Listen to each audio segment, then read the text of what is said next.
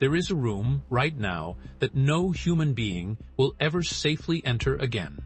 Not in your lifetime. Not in your grandchildren's lifetime.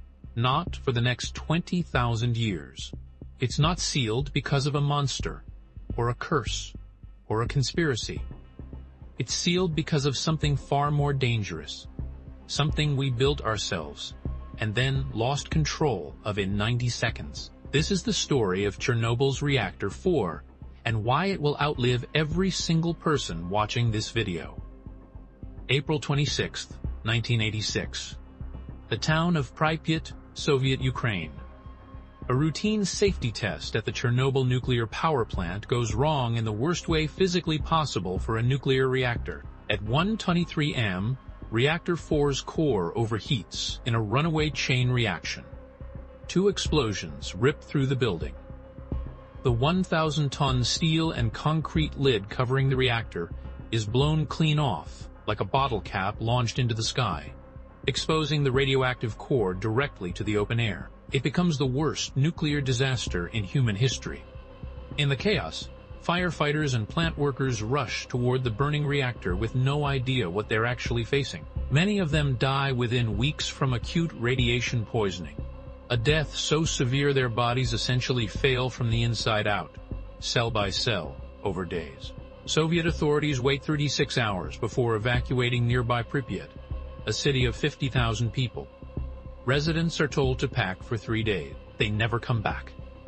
Within the reactor building itself, radiation levels are so extreme that a person standing near the exposed core would receive a fatal dose in under a minute. So the Soviet Union does something almost unthinkable. They bury the whole thing alive. Within months, workers, later called liquidators, construct a massive steel and concrete shell around the ruined reactor. It's called the sarcophagus. Hundreds of thousands of people take part in the cleanup, many absorbing radiation doses that will affect them for the rest of their lives. But the sarcophagus was never meant to be permanent. Built in a rush under lethal conditions, it starts cracking and leaking within years. Rainwater seeps through gaps in the structure, becomes radioactive, and threatens to spread contamination further. By the 2000s, engineers know the original shelter is failing, and something new has to cover it before it collapses entirely.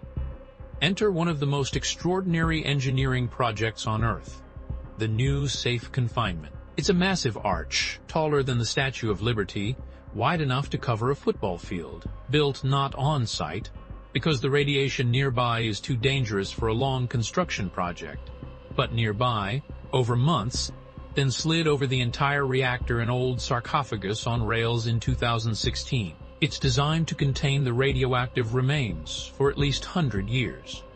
Inside, robotic equipment, controlled remotely, because no human can safely operate there directly, is slowly working to dismantle the unstable structures still trapped underneath. Beneath it all sits something nicknamed the elephant's foot, a solidified mass of melted nuclear fuel and reactor material so radioactive that even brief, direct exposure near it would once have been lethal within minutes. That mass isn't going anywhere. Scientists estimate the core area will remain too dangerous for unprotected human entry for around 20,000 years. So when people ask why no one can ever go back inside Reactor 4, this is why. It's not myth, and it's not exaggeration. It's basic physics. The radioactive material inside decays on a timescale so long it's almost impossible to comprehend. Long after every structure we build to contain it will have crumbled and been rebuilt many times over. Today, tourists can visit parts of the wider Chernobyl exclusion zone under strict guides and limits. But Reactor 4 itself, and the ruins sealed beneath that towering arch, remain permanently off-limits, a monument to a place we built, broke, and now must simply wait out. Some places aren't forbidden because of secrecy. They're forbidden because time itself hasn't caught up yet.